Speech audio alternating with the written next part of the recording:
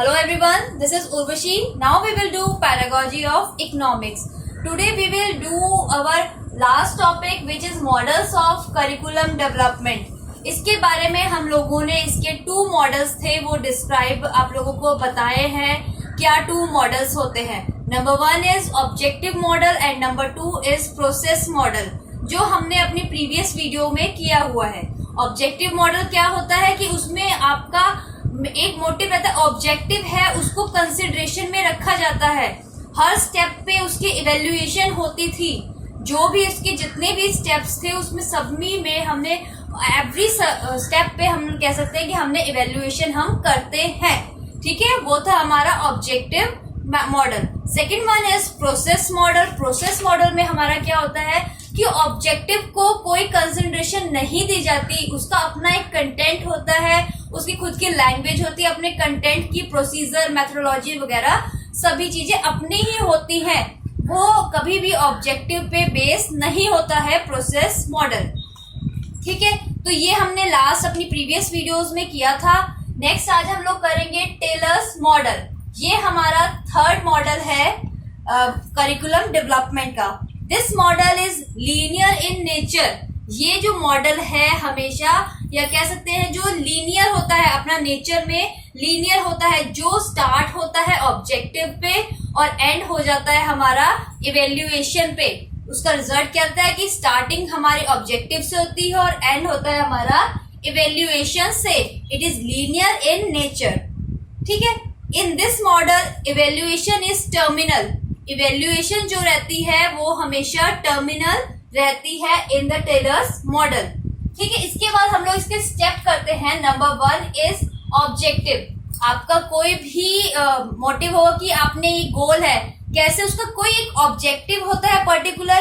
कैसे आप कोई वर्क शुरू करते हैं, कैसे करते हैं, एक पर्टिकुलर ऑब्जेक्टिव से करते हैं कि आपका एक ऑब्जेक्टिव है, एम है कि कौन जो आपने फुलफिल करना है. बिगनिंग आप किससे करते हैं? अपने ऑब्जेक्टिव से.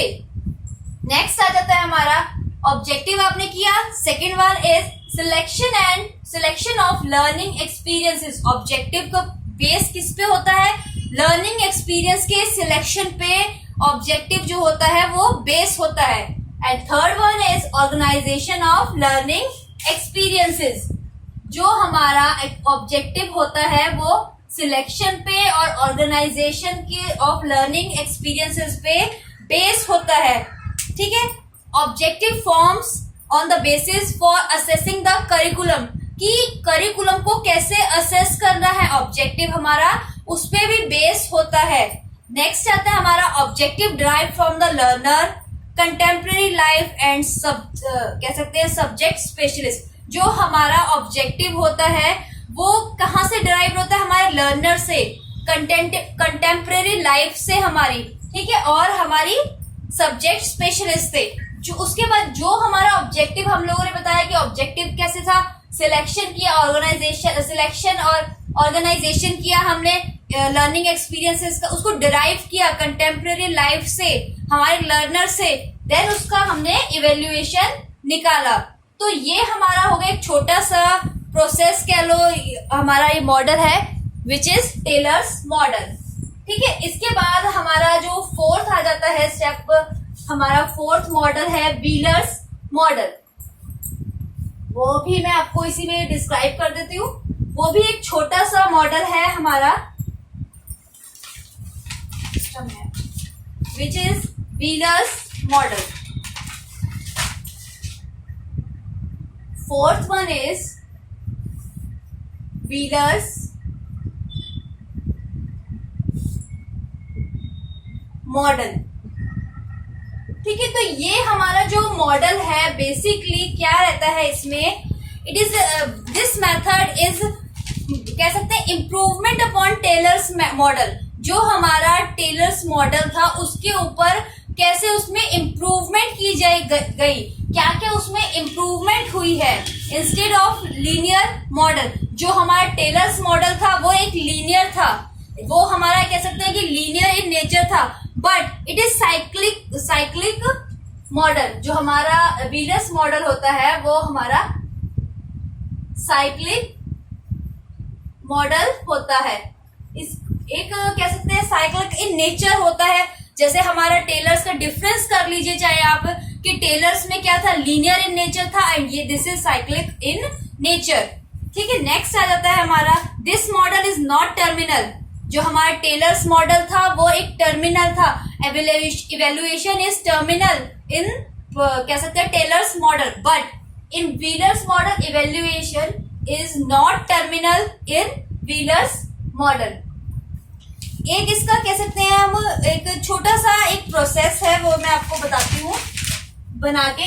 इसका क्या था, एम, नंबर 1 स्टेप है इसका एम।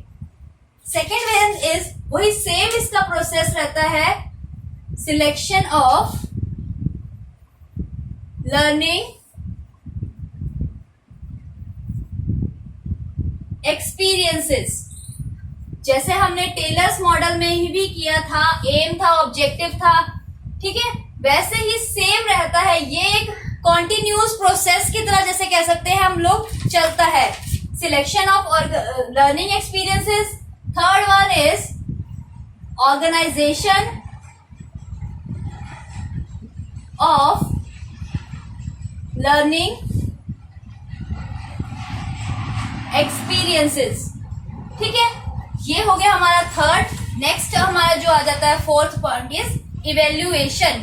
जो हमारा स्टार्टिंग से लेकर कह सकते हैं हमने सभी जितने भी हमने मॉडल किए हैं, आपकी स्टार्ट आपका कैसे हुआ है, वो ऑब्जेक्टिव से या एम से, एम और ऑब्जेक्टिव से, और एंड किस पे हुआ है हमारा, इवेल्युएशन पे।